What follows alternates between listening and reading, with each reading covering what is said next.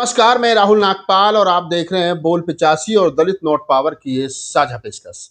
मेरे साथ चंद्रभान प्रसाद साहब हैं और चंद्रभान प्रसाद साहब किसी परिचय के मोहताज तो बिल्कुल नहीं है। आप तमाम लोगों ने जो मेरी उम्र के हैं, जो मुझसे बड़े हैं और जो हमारी उम्र के बाद जो पीढ़ी आई है, उन्होंने चंद्रभान प्रसाद साहब को एनडीटीवी पर, तमाम पत्रिकाओं में, अखबारों में, राष्ट्रीय सहारा में बड़ा लेख छपता था, पाइनर में, तमाम पत्रिकाओं में आपने साहब को दलित चिंतक के रूप में जो है वो देखा और सुना है। आज चंद्रभान साहब से बातचीत करेंगे और बातचीत का जो विषय है वो बड़ा अटपटा सा है, लेकिन मुझे लगा कि ये बातचीत जानी चाहिए आम लोगों तक। सर, एक बात मेरे मन मस्तिष्क में है और वो ये है कि 2004 में जो है वो सरकार बनी थी मनमोहन सिंह जी की, और मनमोहन सिंह जी की सरकार में 2004 से लेकर के 2014 तक, उस समय आप भी बड़े एक्टिव थे, दिग्विजय सिंह के साथ भोपाल कॉन्फ्रेंस वगैरह तब आपकी चल रही थी। उस समय हम भी तो बच्चे थे, देख रहे थे आपको, सब लोगों को। तो उस समय पर जो दलितों की सबसे बड़ी राजनीतिक पार्टी है, जो दल है, राजनीतिक दल है, बहुजन समाज पार्टी, लगभग 40 सांसद उनके रहे लोकसभा और राज्यसभा में एक समय पर। एक समय में 19 और एक में 21, जितना मुझे पता है, जितना मैंने पढ़ा है। 40 सांसदों का समर्थन मनमोहन सिंह सरकार को दिया गया, ये कह करके कि हम सांप्रदायिक ताकतों को रोकने के लिए कांग्रेस को बाहर से समर्थन दे रहे हैं, हम कांग्रेस में शामिल नहीं होंगे, मंत्रिमंडल में शामिल नहीं होंगे, कुछ नहीं मांगे। तो उस समय बड़ा विरोध भी हुआ था कि जब आप समर्थन दे रहे हो तो दलितों के लिए कुछ मांग लो, बैकलॉग पूरा करवा लो, निजी क्षेत्र में आरक्षण ले लो, अपने 3-4 मिनिस्टर बना लो। लेकिन बहन जी के मन मस्तिष्क में क्या था वो पता नहीं किसी को, लेकिन उन्होंने 10 साल तक समर्थन दिया। हालांकि उससे पहले 2002 में बहन जी बीजेपी के लिए वोट मांगने भी गई, उससे पहले और तमाम बहुत सारी चीजें हैं, बीजेपी के साथ सरकार भी बनाई, और बाद में बहन जी ये भी कहती रही कि दोनों एक नागनाथ और एक सांपनाथ, और दोनों के साथ भी हमेशा वो रही हैं। खैर, बहरहाल वो जो समाज के लिए आर्गूमेंट करके, दबाव बना करके ले सकती थी, वो नहीं लिया। पिछले दिनों मैंने आपका एक वीडियो देखा जिसमें आपने कितने 100 करोड़ रुपए आपने बताया, थोड़ा बता ही दीजिए, कि दलित बिजनेसमैनों को उसी सरकार से आपने लेकर दिलवाई, प्लानिंग बनवाई, विद्यार्थियों के लिए आपने बड़ा काम किया। तो क्या है, थोड़ा एक तो हमारे दर्शकों को ये बताओ कि बिजनेस मैनों के लिए जो आपने मोंटेक सिंह आलूवालिया, जो शायद प्लानिंग मंत्री थे, कौन थे उस समय? उसमें प्लानिंग कमीशन के डिप्टी चेयरमैन थे, 10 साल तक रहे वो। प्लानिंग कमीशन के डिप्टी चेयरमैन थे मोंटेक सिंह आलूवालिया, और चेयरमैन मनमोहन सिंह थे। और चेयरमैन मनमोहन सिंह थे जो प्रधानमंत्री थे। हाँ। और ये डिप्टी चेयरमैन थे। तो बड़ी ताकत थी, बड़ी ताकत थी। Next to prime minister. Next to prime minister. हाँ। तो क्या दलितों के लिए आपने, मतलब जो राजनीतिक दल नहीं कर पाए वो आपने कर दिया? ना आप एमपी हैं, ना एमएलए हैं, ना सभासद हैं, ना कुछ है। अरे बहुत दलित गाली देते हैं मुझे।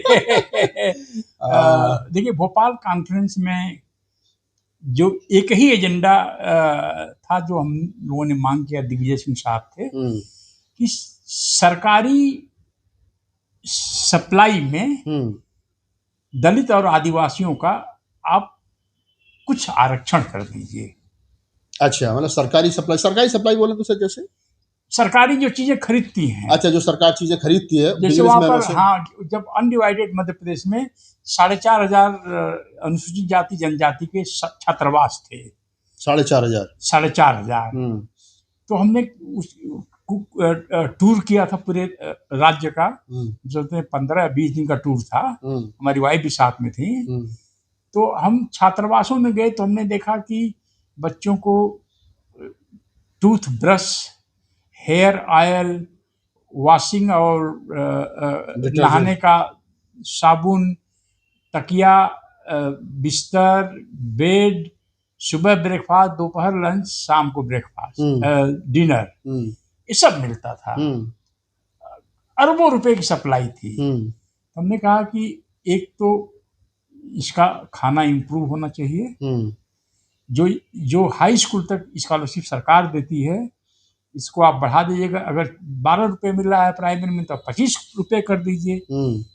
तो उन्होंने तुरंत उसको मान लिया और उन्होंने कहा कि सप्लाई वाला मतलब क्या है। हमने कहा कि मतलब पहले थोड़ा सा इस बात को कंप्लीट कर लेते हैं कि जो आपने स्कॉलरशिप के लिए कहा कि जो 12 मिल रही है उसको 25 कर दीजिए मंथली, तो उन्होंने, सरकार ने तुरंत मान लिया। मुख्यमंत्री कौन थे उस समय? दिग्विजय सिंह साहब। अच्छा, दिग्विजय सिंह साहब ने आपकी बात को मान लिया और दलितों को का जो स्कॉलरशिप थी वो डबल हो गई। हाँ। तो ये कुछ बटने के आगे बजट कहाँ से लाएंगे, पैसा नहीं, वो अपना पता नहीं कैसे कर लिया। कोई भी चीफ मिनिस्टर चाहे तो कितना है, 10-15 करोड़ रुपए एक्स्ट्रा लग जाएगा, 20 करोड़। तो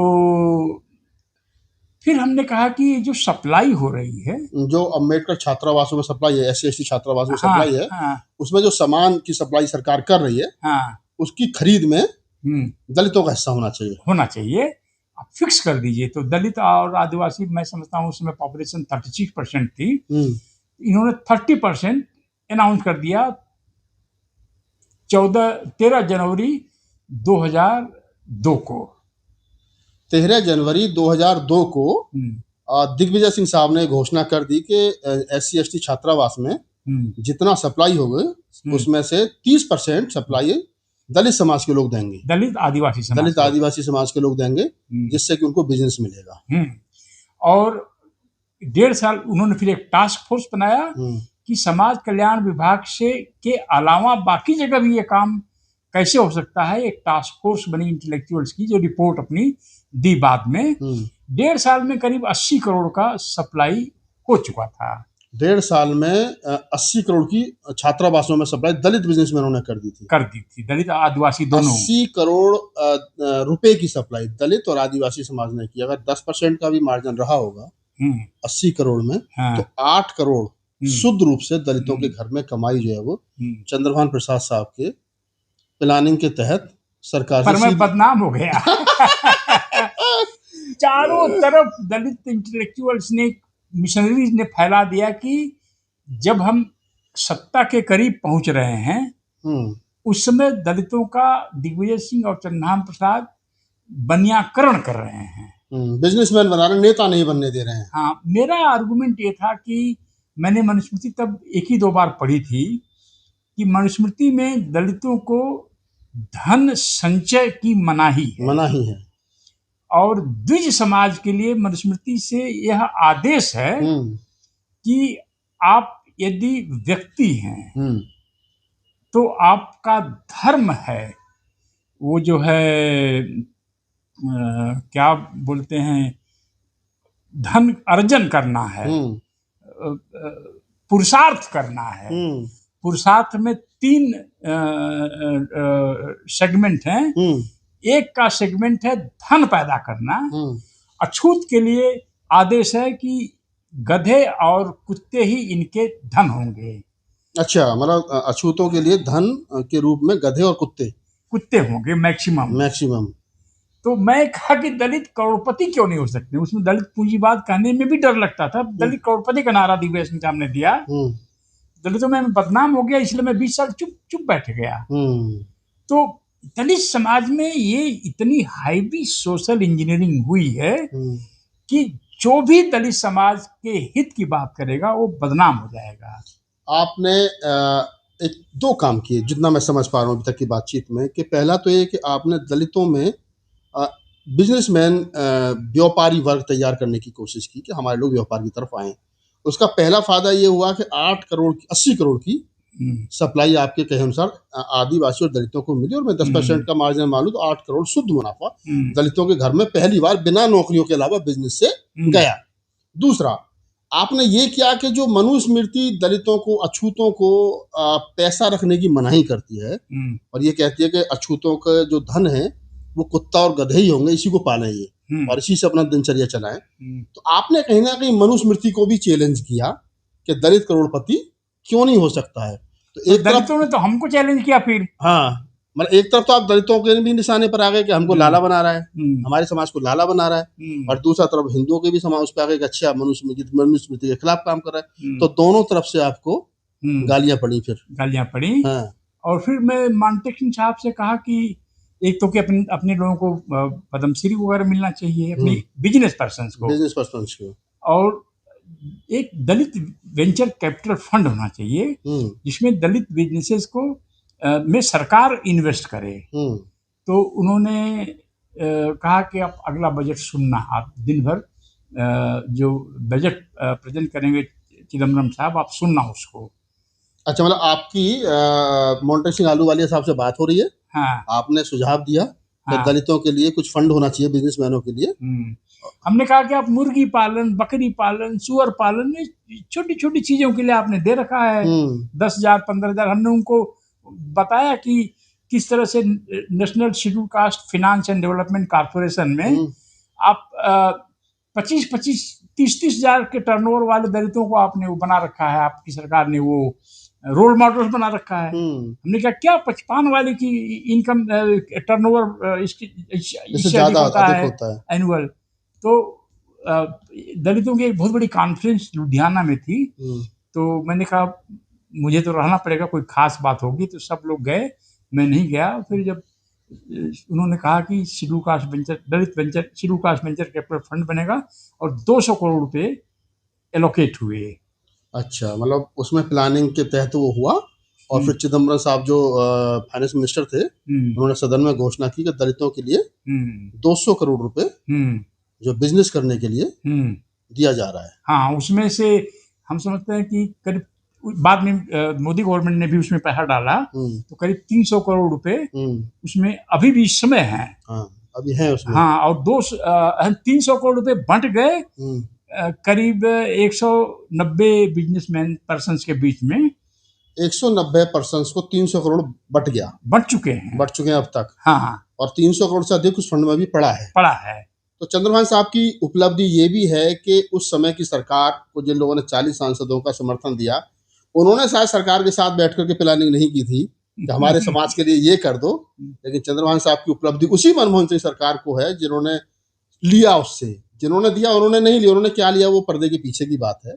लेकिन मैं तो अपने बारे में बताता नहीं कभी, लेकिन आपको याद होगा हम और डॉक्टर रतनलाल साहब, इनफैक्ट डॉक्टर रतनलाल साहब माउंटेन और अरवलिया के रेजिडेंस पर गए थे और उनको इंटरव्यू किया। तो उन्होंने कहा आपने एक बहुत बड़ा काम किया है कि schedule cast, schedule tribes scholars को पीएचडी में जो 40,000 रुपए की राशि ये आपने अलॉट कर दी, और आज हजारों हजार दलित स्टूडेंट्स जो है 40,000 पर मंथ पा रहे हैं विश्वविद्यालयों में पीएचडी करते वक्त। हाँ, इसमें पीएचडी करने वालों की भीड़ लगी है इस राजीव स्कॉलरशिप की वजह से।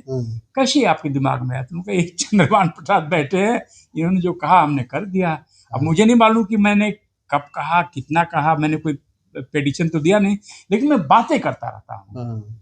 मैं डॉक्टर मनमोहन सिंह साहब से भी ये कहा था कि जिस दिन लाखों लाख दलित द्विजों के एम्प्लॉयर हो जाएंगे, उसी समय समझिए कि ये कास्ट सिस्टम जो है 1000 साल का, 2000 साल खत्म हो जाएगा, खत्म होना शुरू हो जाएगा।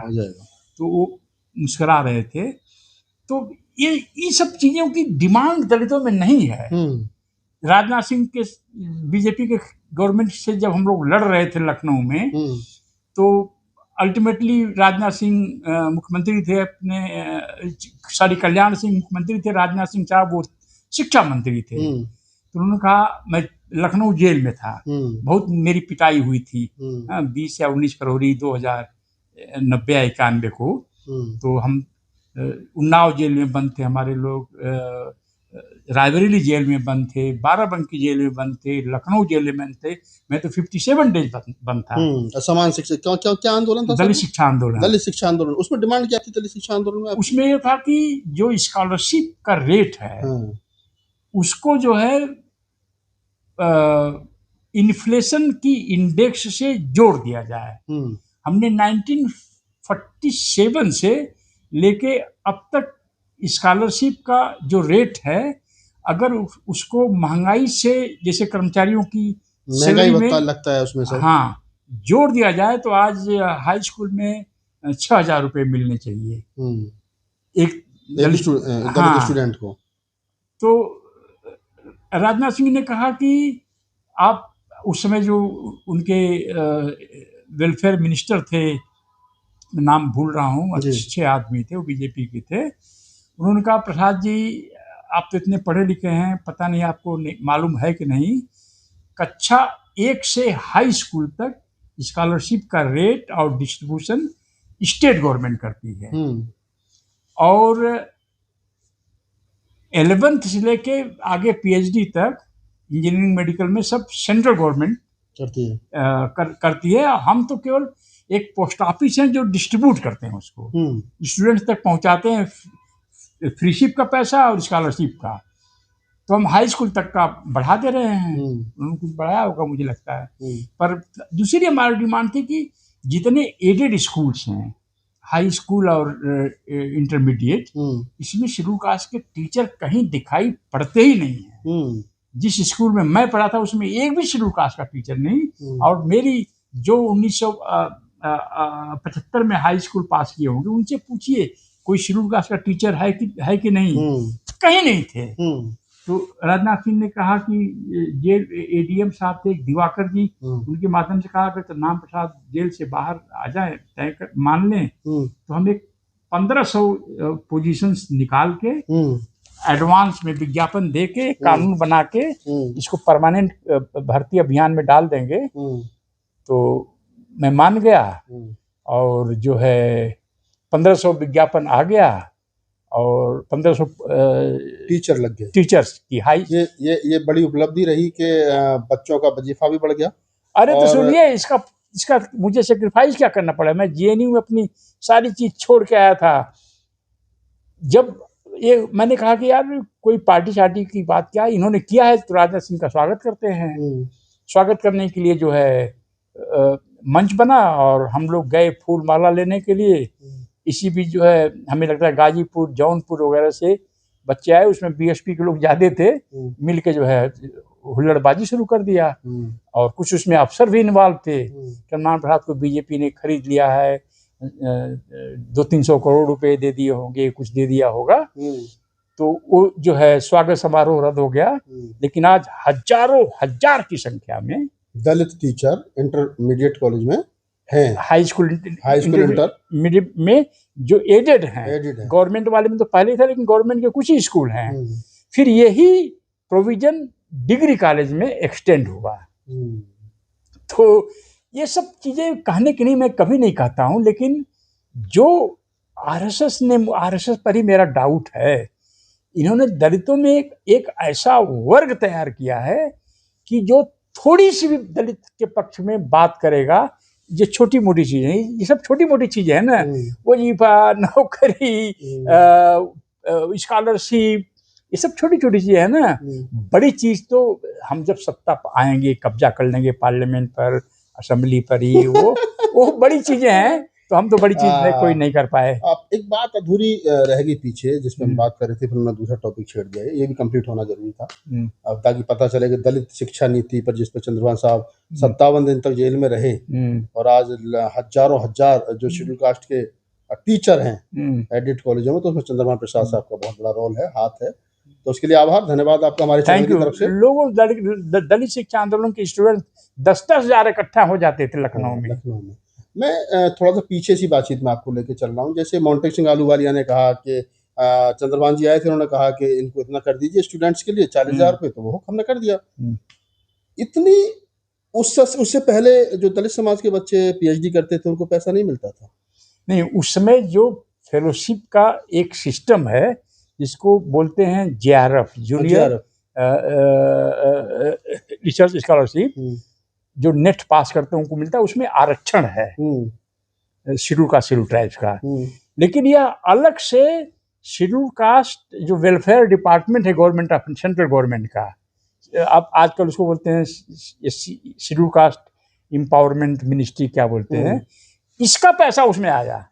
अच्छा, यूजीसी से नहीं आया, उसका पैसा इसमें आया, और उसके लिए उन्होंने बजट में प्राविधान कर दिया। पर ये जो है सब चीजें दलितों को की इसमें डिमांड नहीं। पीएचडी करते वक्त जो पैसा 40-45 हजार रुपये मिलता है शेड्यूल कास्ट के बच्चों को, वो लड़ाई लड़ी। और मैं तो समय की सरकार को बड़ा उदार मान रहा हूँ कि आप जाते थे और डिमांड करते थे, और सरकार जो है वो 4 लोगों को पद्मश्री मिल गया। हाँ, 4 लोगों को पद्मश्री मिल गया। तो कौन कौन लोग थे, थोड़ा बताओ पद्मश्री। अरे छोड़ दीजिए, उसमें वो अलग बहस का मुद्दा है। लेकिन हमने ये कहा कि उसमें कुछ लोगों को पद्मश्री मिला था, तो जो दलित पॉलिटिशियंस हैं और वगैरह वगैरह मैनेज कर लेते थे। पर मैंने कहा जो दलित जॉब गिवर है उससे बड़ा क्रांतिकारी मैं नहीं मानता। जिस दलित समुदाय, जिस दलित माँ के पेट से पैदा हुआ दलित बिजनेस पर्सन द्विज समाज के लोगों को नौकरी दे रहा है, ऑफर कर रहा है, उससे बड़ा क्रांतिकारी कोई नहीं हो सकता। 3-4 उपलब्धियां बातचीत को हमने जहाँ से शुरू किया था, मैंने बीएसपी को इसलिए कोट किया इस बातचीत के स्टार्टिंग में कि ताकि लोगों को ये भी पता चले कि राजनेता या राजनीतिक दल ही सब कुछ नहीं करते हैं। अगर आपके अंदर बार्गेनिंग पावर है और आपका जो पढ़ा लिखा वर्ग है वो सरकार को झुका सकता है तो चीज़ें बन सकती हैं। जैसे उदाहरण के तौर पे 2 अप्रैल 2018 का आंदोलन हुआ, SC/ST एट्रोसिटी एक्ट, तो वो नेताओं ने नहीं किया था, समाज ने किया, तो सरकार घुटने पर आई। 13 पॉइंट रोस्टर का आंदोलन हुआ, प्रोफेसर्स ने किया था, रतनलाल जी ने उसकी अगुवाई की थी, सरकार को घुटने पर आना पड़ा। किसान आंदोलन हुआ था, नेताओं ने किया था, किसानों ने किया, सरकार को घुटनों पर आना पड़ा। आपको अपनी बात मनवानी आनी चाहिए। चंद्रभान साहब ने जो बताया कि मनमोहन सिंह सरकार में जो प्लानिंग डिपार्टमेंट था उसके डिप्टी चेयरमैन थे मंत्री सिंह आलूवालिया और चेयरमैन खुद मनमोहन सिंह थे। मेरे घर भी आए थे पिछले साल, लास्ट में देखे थे अपना, मैं भी था उस मीटिंग में। तो जो भी गए कि हमारे बच्चों के लिए ये कर दिए, ठीक है, दलित बिजनेसमैनों के लिए कर दिए, ठीक है, दलित बिजनेसमैन के पद्म श्री दे दो, ठीक है, ये कर दो, वो कर दो। तो वो जो मिला और जिस प्रकार से मिला, बाबा साहब डॉक्टर अम्बेडकर के संविधान में दिए गए आरक्षण की व्यवस्था से नौकरियां मिली, सब कुछ मिला। हमारी और चंद्रभान साहब की, हम दोनों की चिंता ये है कि वो छिनता जा रहा है, धीरे धीरे खत्म हो रहा है। इसमें एक सवाल पीछे छूट गया है जी कि 10 साल तक पार्टी वो सपोर्ट करती रही कांग्रेस को बगैर कोई मांगे। इसका कारण बताऊं मैं? हाँ। देखिए, वैसे भी पूरी दुनिया में सच बोलने का कोई रिवार्ड नहीं है। सच हमेशा कड़वा होता है। और जैसा मैंने पिछली एपिसोड में कहा है कि भाई जब मैं तंग आ जाता हूँ, अब कांशीराम को नहीं मानते, मायावती को नहीं मानते, ये है वो, बामसेफ के बारे में आपके विचार बहुत अच्छे नहीं है, मैं यही कहता हूँ कि कॉन्स्टिट्यूशन बड़ा है कांशीराम, दलित समाज इसको मानने के लिए तैयार नहीं है। यह बात कहने से भी लोगों को नाराजगी हो जाती है और कुछ लोग मुझे सपोर्ट बीच बीच में करते थे, सपोर्ट भी नहीं करते हैं।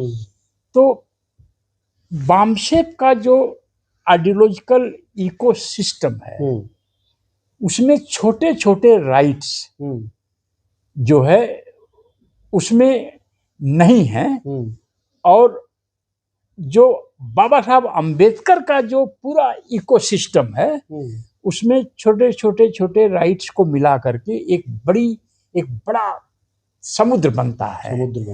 जैसे कि फ्रीशिप की मांग किया उन्होंने, स्कॉलरशिप की मांग किया, अब वो इस पर रिसर्च करना है, उनकी मांग थी या बाद में अपने आप हुआ, किसी ने कर दिया, बाबू जगजीवन ने कर दिया कि जब शेड्यूल कास्ट के, शेड्यूल ट्राइब्स के लोग इंटरव्यू देने आते थे दिल्ली में, आजमगढ़ से, लखनऊ से, कहीं से भी, तो उनको आने जाने का किराया मिलता था, सेकंड कास्ट के टिकट, चाहे भले बस में आए हों, अब टिकट दिखा दिए तो कैश मिल जाता था। हाँ, तो अम्बेडकर बाद इस तरह से एक एक मालूम है हमारे गांव में जितनी बिल्डिंग्स बनी हैं वो ईंट जो है एक एक करके एक दूसरे ईंट के ऊपर रखते रखते बिल्डिंग खड़ी हो जाती है, दीवार खड़ी हो जाती है, फिर छत लगा देते हैं। अम्बेडकर बाद इस तरह से बना है, इसलिए मिटने में नहीं आ रहा वो, इसलिए मिटने में नहीं आ रहा, खत्म होने में नहीं आ रहा है। हाँ, तो उसमें जो अम्बेडकर बाद है उसके हिसाब से अगर 10 लाख दलित और नौकरी में आ गए, मान लीजिए कि आज अगर कोई सरकार है जिसका प्रधानमंत्री मुझे पसंद करता है, तो मैं ये कहूँगा कि पूरे देश में डिग्री कॉलेजेस, यूनिवर्सिटीज में स्पेशल रिक्रूटमेंट ड्राइव चलाया जाए। तो जो ये, मैं इसके प्रति बहुत ही सजग हूँ, क्योंकि वो जो स्कॉलरशिप, राजीव गांधी स्कॉलरशिप मिलती है, इससे सैकड़ों बच्चे पीएचडी करके बेरोजगार घूम रहे हैं। तो उसमें अगर स्पेशल ड्राइव चलाई जाए तो ये बच्चे वहां लग सकते हैं, लेकिन दलित समाज में इसकी डिमांड है, दलित नेताओं के किसी एजेंडे पर है, तो इसलिए मैं बदनाम हो गया। मुझे लोग गाली वाली देते हैं कि छोटे छोटे काम में ये आदमी लगा रहता है और बड़ा काम नहीं करता है, हालांकि यही बड़े काम है। एक बात और मैंने कहीं से सुनी समझी, तो उसको थोड़ा क्लियर कर लेते हैं। एक दौर ऐसा भी था कि कांग्रेस चाहती थी कि चंद्रभान साहब को राज्यसभा भेजा जाए, और आपने मना कर दिया कि मुझे राज्यसभा नहीं जाना। कांग्रेस नहीं चाहती थी, दिग्विजय सिंह चाहते थे। अच्छा। जब भोपाल डॉक्यूमेंट उन्होंने इम्प्लीमेंट किया, तो हमने कहा नहीं सर, मैं इस पॉलिटिकल इंटरेस्ट मेरा नहीं है, मैं अपने मन से एक सोचने समझने वाला व्यक्ति हूँ, और उसका परिणाम अब निकल रहा है कि दुनिया की का एक माना जाना प्रकाशन, नाम नहीं बताऊंगा, मेरी किताब छापने जा रहा है, और दुनिया भर की, उसके लिए अग्रिम बधाई। Thank you. दुनिया, तो अगर मैं पॉलिटिक्स में चला जाता, इतने राज्यसभा के, इतने लोकसभा के लोग हैं, कहीं किसी को बोलते सुना है? कहीं किसी को मुंह खोलते सुना है? बिल्कुल। यह क्या गारंटी है कि कांग्रेस पार्टी वाले मुझे बोलेंगे Chandrabhan Prasad go and fight, fight Narendra Modi, fight Amit Shah, fight RSS, fight BJP? कोई इस बात की गारंटी देगा? बिल्कुल। तो बड़ा, अरे जब दलित समाज ही नहीं तैयार है तो कांग्रेस पार्टी कहां से तैयार होगी? दलित समाज ही सोचता है कि ये पासी बनता है, ये जो है चमारों की लीडरशिप को रिजेक्ट करता है और छोटी छोटी बातें करता है, वजीफा, नौकरी। लेकिन फिर भी मैं जितना मैं समझ पाया हूँ, और वो ये कि यहाँ सवाल पासी और चमार होने का नहीं है, सवाल अम्बेडकरवादी होने का और अम्बेडकर की वैचारिकी को आगे बढ़ाने का है। जिस प्रकार से बाबा साहब डॉक्टर अम्बेडकर ये चाहते थे कि उनके समाज में चंदा देने वाला समाज, दूसरों को रोजगार देने वाला समाज, पैसा अर्जित करके अच्छी ज़िंदगी जीने वाला समाज बने, और बाबा साहब डॉक्टर अम्बेडकर ने पूरी ज़िंदगी उस पर लगाई। चंद्रभान साहब ने भी पूरी ज़िंदगी, अब 66 के आसपास साहब हो गए हैं, वो चाहते तो राज्यसभा जा सकते थे। आजकल लोग पूरा सूटकेस लेकर के घूम रहे हैं राज्यसभा के टिकट के लिए, लेकिन आपने उस ऑफर को भी ठुकरा दिया, आपने नौकरी भी नहीं करी, पूरी ज़िंदगी दलितों के उत्थान के लिए सरकारों से दो हाथ करते रहे, मनवाते रहे, और बेहतर शिक्षा दलितों के लिए मिले, फ्री स्कॉलरशिप मिले, नौकरियां मिले, अब बच्चे विदेश पढ़ने के लिए जाए तो उसके लिए पैसा मिले, इसी में लगा दी चंद्रभान साहब ने। और हमारा तो सरूट साहब के लिए बातचीत करने का जो मतलब था या उद्देश्य था, वो इतना भर था कि 2004 से और 2014 तक कांग्रेस की सरकार को, मनमोहन सिंह सरकार को 40 सांसदों का समर्थन देने वाली बसपा शायद समाज के लिए कुछ नहीं ले पाई, लेकिन उसी सरकार से चंद्रभान साहब ने हजारों पीएचडी वाले बच्चों को फ्रीशिप, स्कॉलरशिप, आप उसको जो कहिए, और हजारों टीचर जो है वो लगवाए, 4 पद्मश्री दिलवाए, और 300 करोड़ रुपए का एक फिक्स बजट बनवाया जो दलित बिजनेसमैनों को कम ब्याज पर पैसा मिल सके। एक लाइन में और जोड़ दूं जी, जो दलित समाज की जो स्थिति में घूम के देख आ रहा हूँ, दलित जो लीडरशिप है, जिसमें दलित मिडिल क्लास उस बहकावे में आ गया है, उस हारते हुए जुआरी की तरह है, जो जुआ में सब कुछ हार रहा है, और किसी ने टोका अगर तो उस पर वह बार करने को उतारू होता है, मारपीट करने को उतारू होता है, क्योंकि उसको लगता है आज नहीं तो कल हम हुक्मरान बन जाएंगे, यहीं से वापसी लाएंगे। चलिए खैर, जो हुक्मरान बनना चाह रहे हैं उनके लिए हमारी शुभकामना, आप हुक्मरान बनते रहिए।